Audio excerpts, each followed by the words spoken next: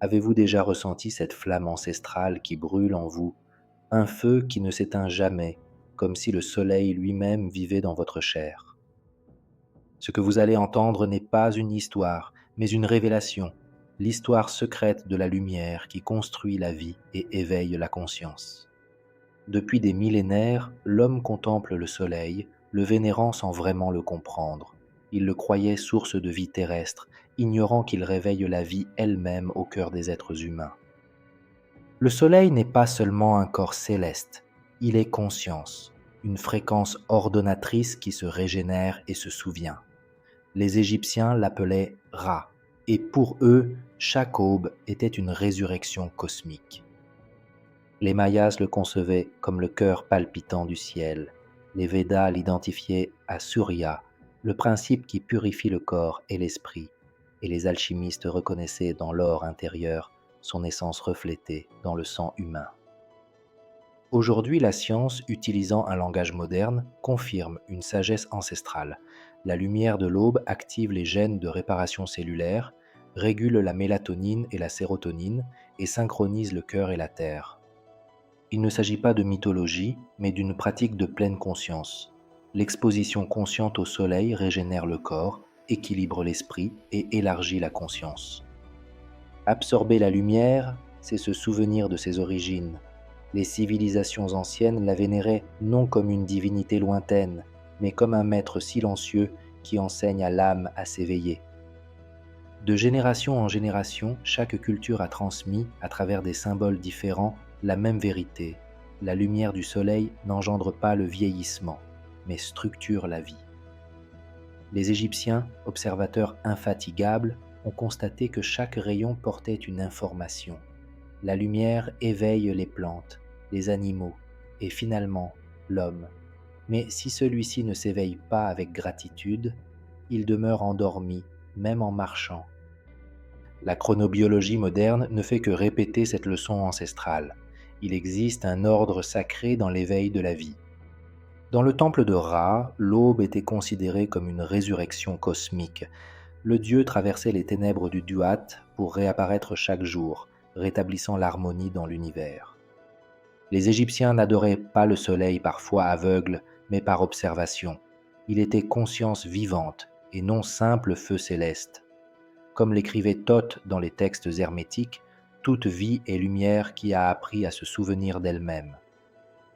Les prêtres connaissaient le pouvoir thérapeutique des rayons du matin.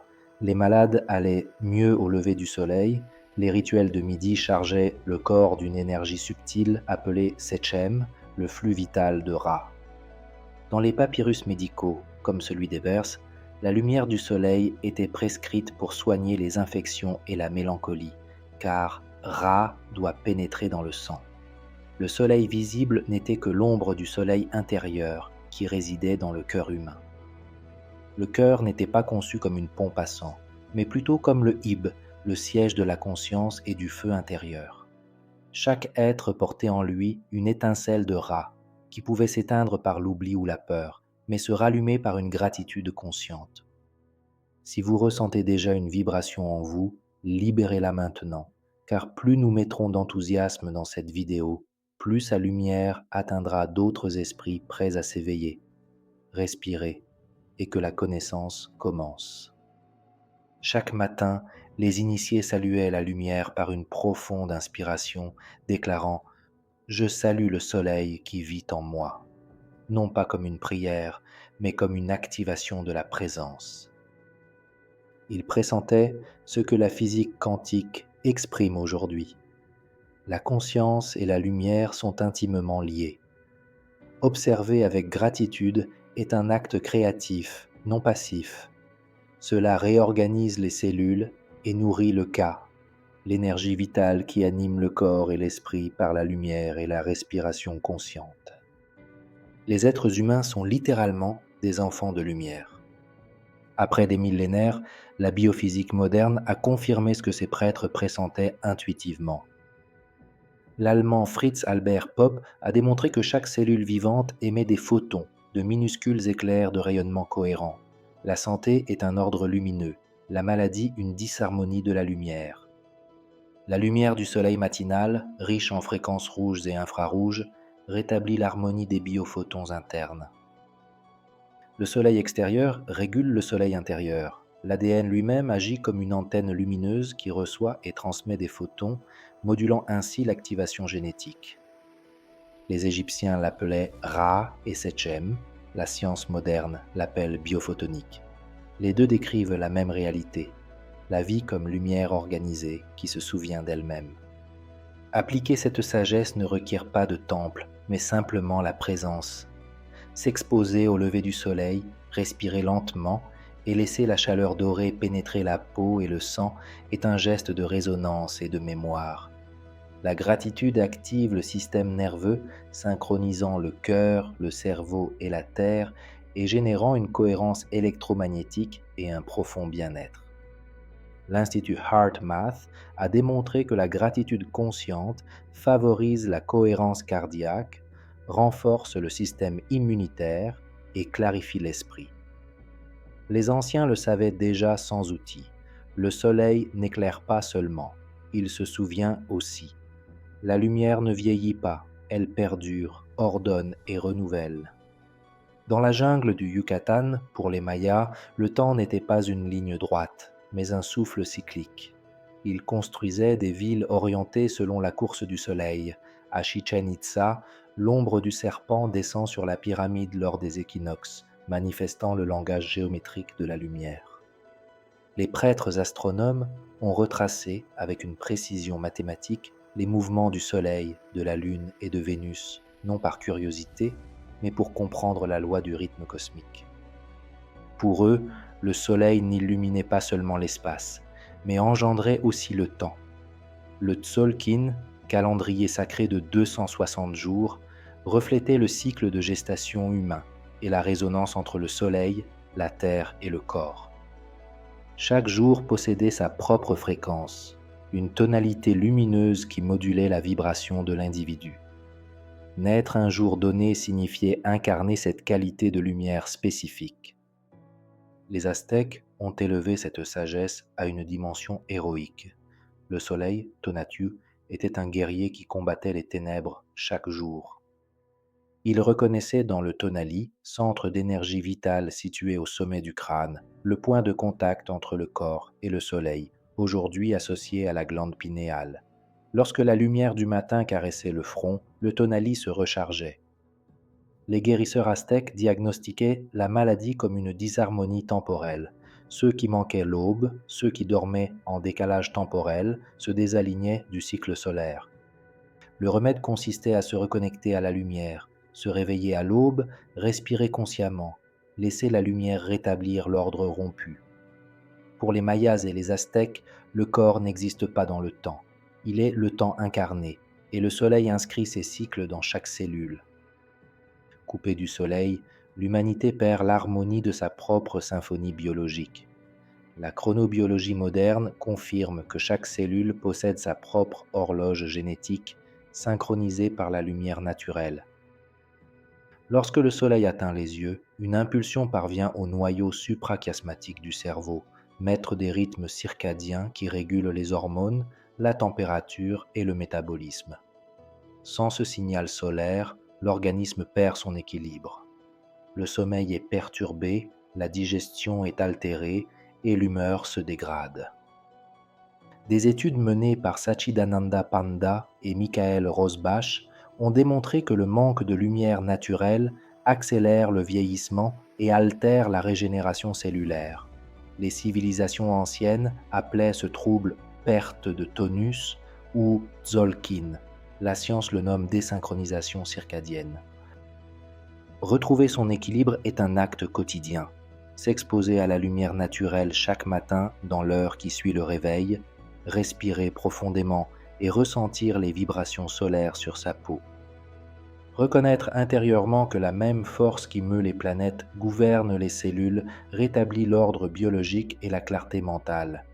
Il ne s'agit pas d'un geste symbolique, mais d'une nécessité physiologique. Les civilisations antiques ont bâti des villes entières pour capter la lumière à des moments précis. L'homme moderne, lui, n'a qu'à se souvenir de sortir à l'aube. Le soleil ne mesure pas le temps, il le crée en nous. Dans les anciennes écoles de Perse, les alchimistes ne cherchaient pas à transformer le plomb en or par soif de richesse, mais pour comprendre comment la lumière se transforme en vie. Les textes zoroastriens parlent d'Ahura Mazda, seigneur de la lumière et de la sagesse. Les sages perses ont observé que chaque être vivant contient un feu subtil, le kvarena, une splendeur invisible qui distingue le vivant de l'inanimé. Ils étudièrent la lumière du sang, pressentant que la vie s'écoule comme de l'or liquide sous la peau. Ils considéraient le sang non comme un simple fluide, mais comme de la lumière en mouvement. Lorsqu'il perd sa luminosité, le corps meurt, même si le cœur continue de battre. Les anciens Perses ont observé comment la lumière, la nutrition et la respiration modifiaient la qualité du sang et ont découvert la relation extraordinaire entre la chlorophylle et l'hémoglobine, deux architectures moléculaires presque identiques dans lesquelles le magnésium brille au centre de la première et un atome de fer dans la seconde. De cette analogie, ils ont déduit que la vie animale et végétale partagent la même généalogie solaire. Les plantes captent la lumière et la transforment en chlorophylle. Les humains, en s'en nourrissant, la transmutent en hémoglobine. Ainsi, la chaîne vitale, soleil, plante, sang, vie, devint la formule de l'existence pour les sages perses. Au fil des siècles, ce savoir se transmit secrètement aux écoles hermétiques européennes, où Paracelse proclama que la maladie n'est ni un démon ni un châtiment, mais une perte de lumière intérieure.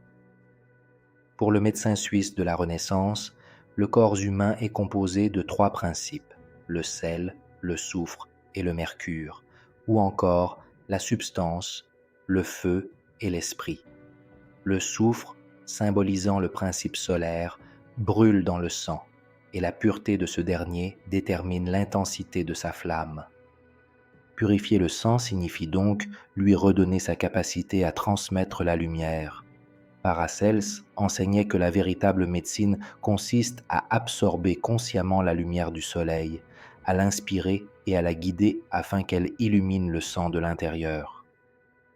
La biochimie moderne confirme cette intuition par un langage scientifique. La chlorophylle et l'hémoglobine partagent une structure et une fonction. Toutes deux transportent de l'énergie, l'une sous forme de photons, l'autre sous forme d'oxygène. Lorsque l'on consomme des aliments riches en chlorophylle, comme les épinards, les algues ou les herbes vertes, des fragments de cette molécule sont incorporés dans le sang, favorisant ainsi son oxygénation et sa purification.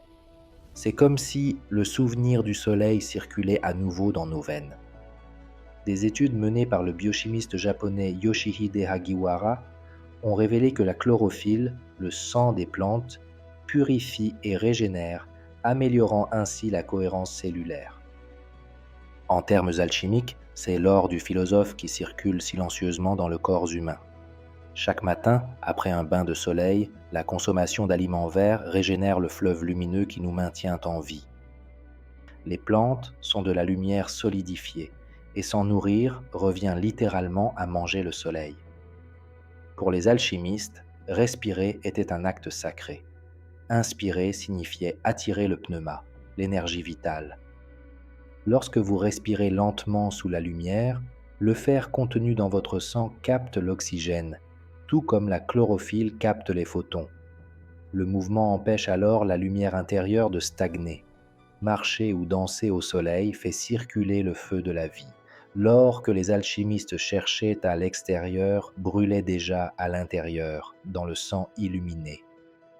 À la fin du XIXe siècle, Nikola Tesla, un génie de l'électricité, a compris que le soleil ne transmet pas seulement de la chaleur ou de la lumière visible, mais tout un spectre de fréquences organisées, un langage cosmique qui informe la matière vivante. Il écrivit que le soleil est l'émetteur, la terre le récepteur et l'homme l'antenne qui traduit les vibrations en conscience.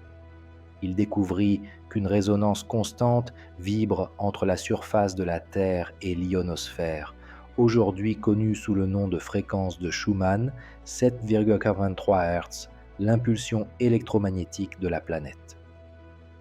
Étonnamment, Cette même fréquence caractérise les ondes cérébrales dans des états de calme ou de méditation profonde. Le cerveau humain entre donc en résonance avec la Terre et la Terre reçoit son impulsion du Soleil, une unique symphonie cosmique. Lorsque l'être humain s'isole de cette résonance naturelle, sa santé se détériore, non par carence chimique, mais par perte de cohérence. Tesla avait compris que la lumière du Soleil est une information organisée qui interagit avec les champs énergétiques du corps humain.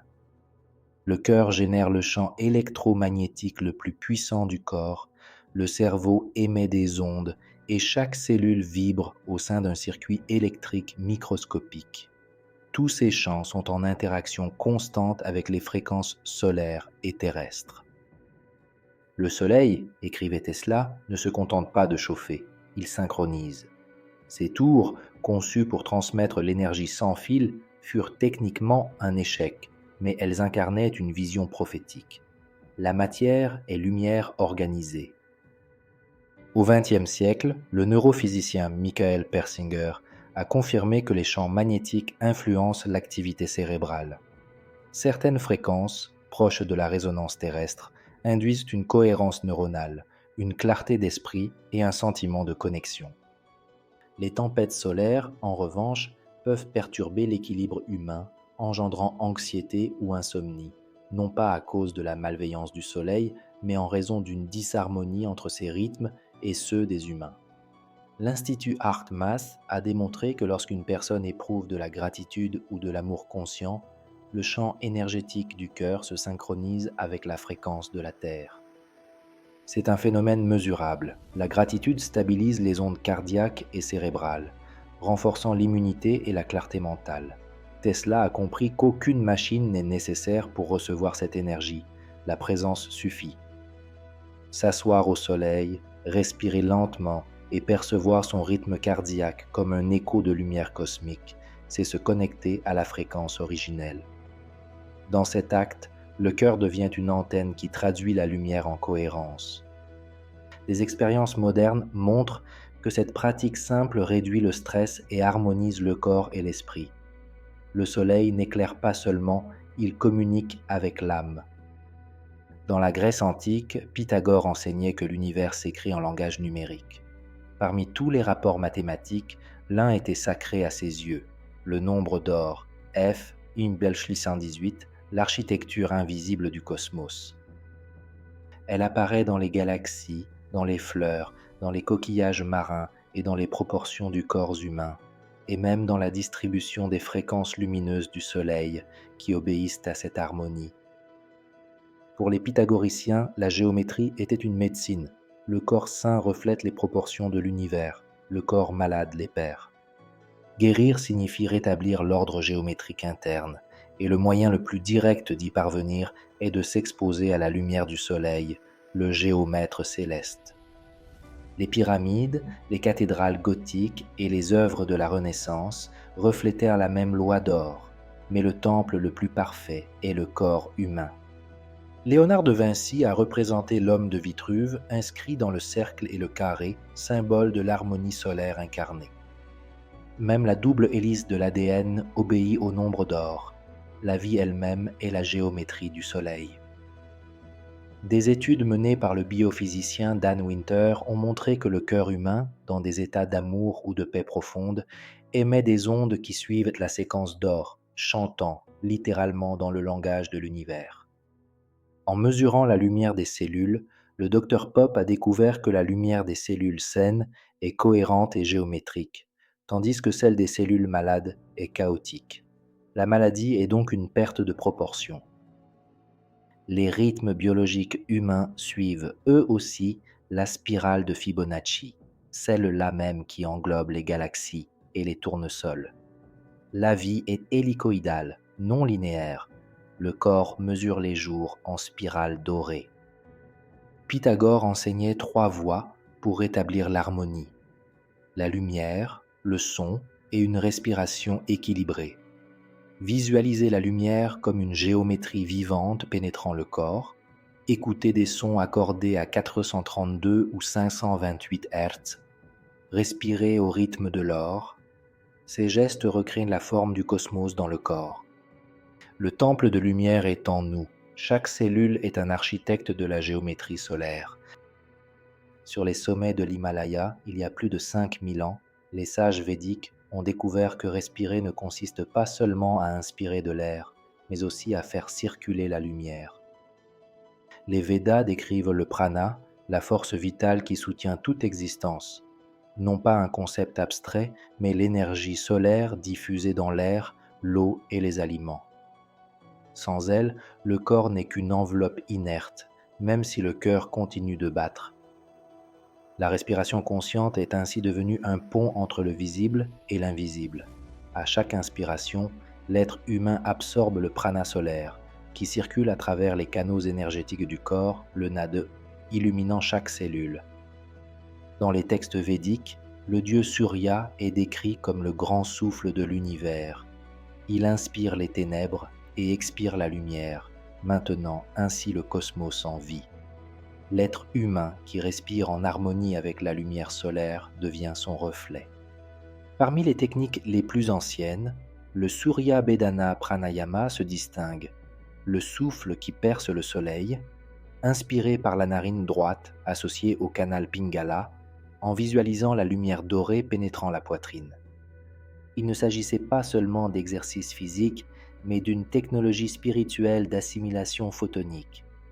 Au cœur de ce savoir se trouve la glande pinéale, décrite dans les textes tantriques comme le troisième œil, capable de percevoir la lumière sans médiation sensorielle.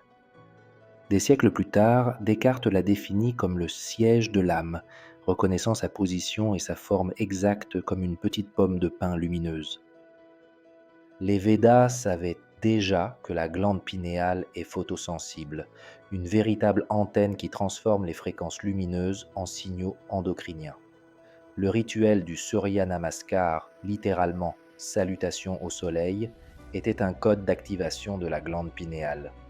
À l'aube, le corps, le souffle et l'esprit s'alignaient pour éveiller l'œil intérieur. La science contemporaine confirme cette hypothèse. La glande pinéale est le tissu le plus sensible à la lumière après la rétine. Elle produit la mélatonine, une hormone régulatrice du sommeil, et la diméthyltryptamine, une molécule associée aux expériences d'expansion de la conscience. La production des deux dépend de l'exposition à la lumière du matin. Le manque de ce stimulus entraîne la calcification de la glande, un phénomène très répandu aujourd'hui. Dans le cerveau humain, la glande pinéale reçoit des signaux lumineux via des cellules photosensibles de la rétine qui réagissent à la lumière bleue des aurores boréales. Ceci crée un canal direct entre le soleil extérieur et le soleil intérieur. Les Védas ont laissé des instructions pour réactiver ce centre. Au lever du soleil, tenez-vous pieds nus, fermez doucement les yeux et laissez la lumière filtrer à travers vos paupières. Respirez lentement en visualisant une flamme dorée s'allumant au milieu de votre tête. Répétez la respiration au même rythme, inspiration, rétention et expiration pendant 4 secondes, pendant 5 minutes par jour, permet à la lumière d'éveiller la glande et, avec elle, la perception intérieure. Il ne s'agit pas de fantaisie, mais de la pratique de la neurophysiologie naturelle. La glande pinéale, une fois activée, régule les hormones, les rythmes et la lucidité. Les sages védiques vivaient longtemps, respirant chaque matin les rayons du soleil comme un remède sacré. Au cœur de l'Europe médiévale, les alchimistes recherchaient la même vérité à travers d'autres symboles. Paracelse affirmait que le véritable or ne se trouvait pas dans les mines, mais dans le corps humain, et que la lumière du soleil était la clé de son activation. Pour lui, la maladie est un oubli cellulaire. Les cellules oublient leur forme parfaite, et la lumière leur restitue leur mémoire originelle. L'alchimie était donc la science de la régénération lumineuse. Les symboles solaires des manuscrits hermétiques n'étaient pas des ornements, mais des codes de transformation. Transmuter le plomb en or signifiait rendre à la matière dense sa pureté rayonnante. Le feu philosophique était la lumière solaire consciemment absorbée. Le azote, substance universelle des textes alchimiques, représentait la lumière métabolisée par le corps vivant. le principe de toute régénération. Nicolas Flamel écrivait que le véritable laboratoire est le corps humain exposé aux aurores boréales. La pratique de l'immersion solaire consistait à s'asseoir nu sous les premiers rayons du soleil, en visualisant ces rayons pénétrer le plexus solaire et se diffuser dans tout le corps. Il ne s'agissait pas d'une simple suggestion, mais d'un processus de reprogrammation cellulaire. Aujourd'hui, la biologie quantique confirme que la membrane cellulaire réagit à la lumière en modifiant l'expression génétique. Le biologiste Bruce Lipton a démontré que les gènes ne déterminent pas le destin, mais sont des interrupteurs activés par des signaux environnementaux, la lumière étant le plus puissant d'entre eux. L'exposition du corps à la lumière naturelle stimule les gènes de régénération et de longévité, tandis que l'obscurité chronique active les mécanismes de survie et de vieillissement. Le lauréat du prix Nobel Yoshinori Ohsumi a découvert que le processus d'autophagie, par lequel les cellules se nettoient et se renouvellent, est amélioré par l'exposition à la lumière du matin. Lorsque la lumière du soleil atteint les cellules, celles-ci augmentent leur production de biophotons, rétablissant ainsi l'ordre et la cohérence. Le soleil extérieur ravive le soleil intérieur. Les anciens appelaient cette pratique bain de lumière et l'accompagnaient d'une visualisation, un soleil doré au niveau du plexus solaire qui, à chaque respiration, s'étend pour illuminer le cœur, le cerveau et les viscères. Chaque cellule, se souvenant, se réorganise pour retrouver sa forme primordiale. L'Institut HeartMath a démontré que l'imagerie combinée à la cohérence cardiaque modifie l'expression des gènes en quelques minutes. Pendant des siècles, les alchimistes ont cherché la pierre philosophale, sans comprendre qu'elle correspondait au corps illuminé, la matière organisée par la lumière. L'or qui brille en son sein est la vie qui se souvient d'elle-même. Dans les monastères du désert égyptien, les pères du christianisme primitif ont découvert que le cœur humain ne se contente pas de pomper du sang, il rayonne de la lumière. Saint Macaire le Grand écrivait que « le cœur est un petit soleil » et que l'amour sincère l'illumine jusqu'à rayonner tout le corps. Il ne s'agissait pas d'une allégorie, mais d'une expérience directe de transformation intérieure. La prière du cœur, ou hésychasme, consistait à répéter une formule sacrée tout en concentrant son attention sur la poitrine face au soleil levant. Saint Siméon le nouveau théologien a décrit la vision d'une lumière venant simultanément de l'intérieur et de l'extérieur, transformant le cœur en une lampe vivante. Les mystiques comprenaient que l'amour n'est pas un sentiment, mais un état physique de cohérence biologique. Les Templiers ont hérité de cet enseignement des moines et soufis orientaux. Le cœur, ou kalb, est l'organe de la perception, un pont entre l'esprit et la matière. Lorsqu'il vibre de gratitude, il émet des ondes qui se synchronisent avec le soleil. Des études modernes confirment que le champ magnétique du cœur est des milliers de fois plus puissant que celui du cerveau et qu'il s'étend sur plusieurs mètres dans l'espace environnant, influençant les autres cœurs à proximité. Sainte Thérèse d'Avila racontait l'histoire d'une flamme qui lui transperçait le cœur sans le brûler, perçue comme une lumière divine intérieure. Aujourd'hui, la neurocardiologie interprète cette expérience comme un état de cohérence électromagnétique et neurochimique maximale. Dans ces moments-là, les ondes cérébrales, le rythme cardiaque et le système endocrinien s'harmonisent, favorisant la guérison et la clarté. L'Institut HeartMath a mesuré comment une profonde gratitude engendre des battements cardiaques réguliers qui se propagent dans tout le corps. La cohérence entre le cœur, le cerveau et la respiration active les hormones du bien-être et réduit le stress. Lorsque deux personnes entrent en résonance, leur champ magnétique se synchronise. L'amour devient une fréquence partagée. Le cœur est donc l'organe le plus intelligent car il communique avec l'univers par la lumière. Au lever du soleil, poser les mains sur la poitrine, respirer lentement et cultiver la gratitude permet d'activer ce soleil du cœur. La cohérence cardiaque est le langage par lequel l'homme communique avec le cosmos. Chaque battement de cœur est un rayon de lumière qui unit l'intérieur et l'extérieur. Le soleil du cœur ne s'éteint jamais. Il attend simplement d'être reconnu. Il y a 4 milliards d'années, la Terre était un désert de roches et de vapeurs, dépourvu d'oxygène et de couleurs. Puis, une minuscule créature, une bactérie primordiale, apprit à se nourrir de lumière. De cet acte naquit la photosynthèse, la capacité de transformer les photons en matière vivante.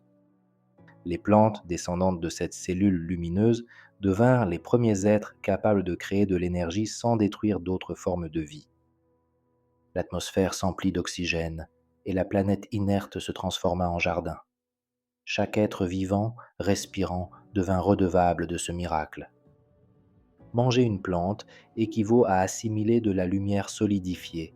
Respirer, c'est recevoir le don de l'énergie solaire rendue visible par la chlorophylle. Toute la chaîne biologique, soleil, plantes, animal et humain, est un unique courant de lumière qui se perpétue à travers la vie sur Terre. Les civilisations anciennes le savaient. Les Celtes parlaient de l'esprit vert qui imprègne les forêts. Les druides enseignaient que toucher un arbre à l'aube transférait l'énergie solaire au corps, et les peuples amérindiens vénéraient les plantes comme des filles du soleil. Aujourd'hui, la science reconnaît que les cellules humaines abritent des mitochondries, descendantes ancestrales de bactéries photosynthétiques encore sensibles à la lumière et gardiennes de la mémoire solaire originelle. Les recherches de Lynn Margulis ont démontré que les mitochondries possèdent un ADN autonome, semblable à celui des cyanobactéries, les premières créatures à avoir capté la lumière. Chaque cellule humaine conserve donc en elle la mémoire d'une époque où se nourrir de l'énergie solaire était naturel. Lorsque la lumière atteint la peau, les mitochondries réagissent en reconnaissant la vibration qui les a générées. Ainsi, bien que non photosynthétiques, les humains conservent une mémoire solaire. Le scientifique Gerald Pollack a découvert que l'eau corporelle n'est pas amorphe, mais organisée en structures ordonnées qui retiennent l'énergie lumineuse. Cette eau structurée se forme grâce à la lumière du soleil et à l'influence des plantes, qui émettent des photons cohérents et des champs électromagnétiques harmonieux. Marcher pieds nus dans l'herbe à l'aube n'est pas une simple habitude poétique, mais un véritable échange électroluminescent avec la biosphère. La chlorophylle, semblable à l'hémoglobine, témoigne d'un lien ancestral. Les plantes transforment les photons en énergie chimique. Les humains transforment l'oxygène en vie, et lorsqu'ils consomment des végétaux, ils renouvellent ce lien. Des médecins pionniers, comme Bircher-Benner, ont constaté que la chlorophylle régénère le sang et insuffle de la vitalité. Les aliments frais, riches en lumière cohérente, stimulent la luminosité cellulaire, tandis que les aliments transformés altèrent cet équilibre. Se reconnecter au soleil vert, c'est passer du temps parmi les plantes vivantes, respirer leur parfum et se nourrir de leurs substances encore vibrantes. Boire des jus verts ou manger des feuilles crues, c'est absorber la lumière déjà transformée en matière vitale. Cultiver ne serait-ce qu'une seule plante devient un acte de communion. La terre nourrit, mais c'est le soleil qui crée. Toute vie sur terre est un souvenir de la lumière qu'il a engendrée. En 1905, Albert Einstein a démontré que la lumière est à la fois une onde et une particule et que son comportement change lorsqu'on l'observe. Le photon, élément indivisible d'énergie, semble posséder une forme de conscience. Des expériences de physique quantique ont montré que la lumière réagit à l'acte d'observation, comme si la conscience influençait la réalité elle-même. L'univers, écrivait David Bohm, est un immense hologramme d'informations lumineuses. Fritz Albert Popp a confirmé que les cellules communiquent par biophotons et que l'ADN est une véritable antenne lumineuse. Tout organisme vivant est en communication constante avec le champ lumineux qui l'entoure. La matière est de la lumière ralentie, organisée sous une forme stable. L'équation d'Einstein, EMC2, indique que toute masse est de l'énergie condensée. Par conséquent, ce que nous appelons un corps est de la lumière qui se déplace lentement, une mémoire lumineuse qui prend forme.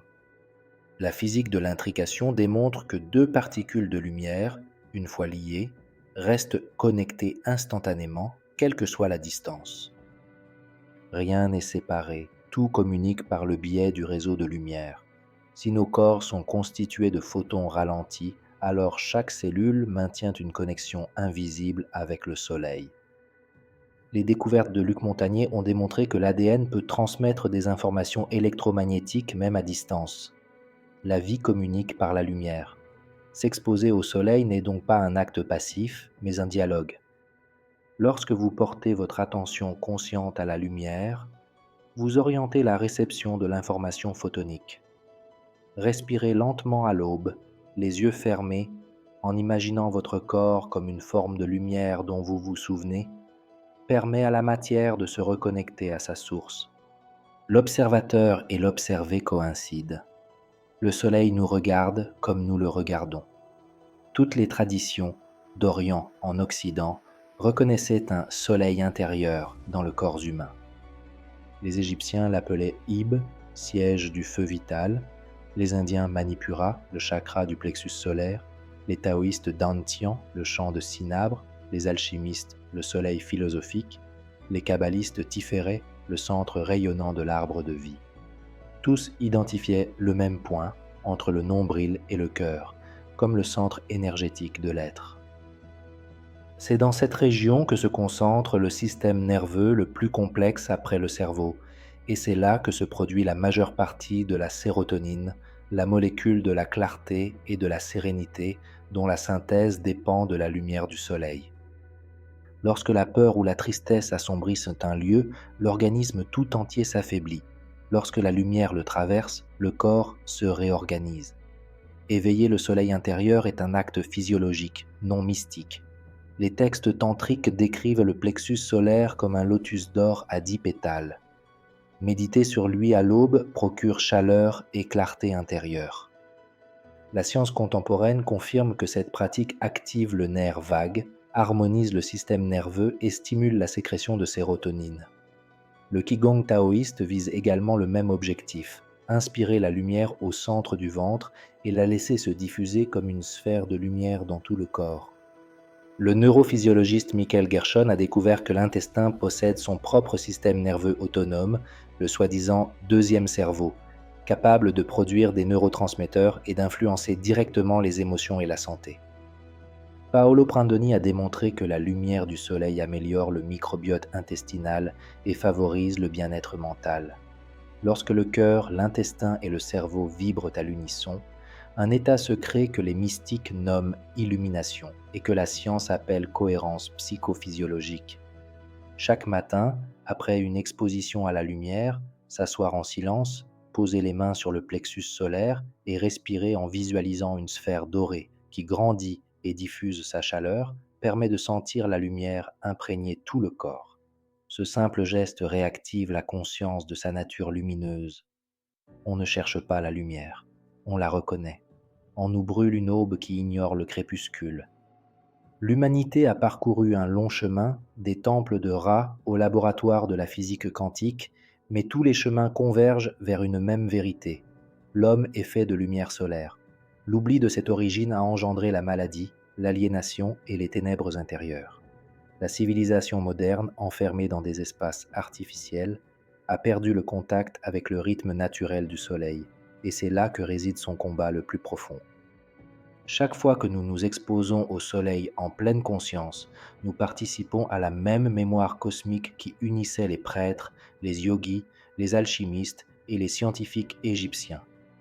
Vous venez de traverser le chemin de lumière, du soleil extérieur au soleil intérieur, et peut-être qu'à présent, quelque chose en vous s'est réveillé. Ce n'est pas un rêve, c'est votre essence même qui se réveille. Si ce voyage vous a inspiré, ou même simplement éveillé votre curiosité, nourrissez-le en partageant votre enthousiasme, en laissant un commentaire sur ce qui vous a particulièrement touché et en vous abonnant pour continuer à explorer les mystères qui unissent science et spiritualité. Chaque geste, chaque mot échangé est comme un rayon qui amplifie la lumière commune. J'espère que vous garderez toujours le soleil dans votre cœur et que vous n'oublierez jamais que vous en êtes vous-même la plus pure émanation. À bientôt, voyageurs de lumière.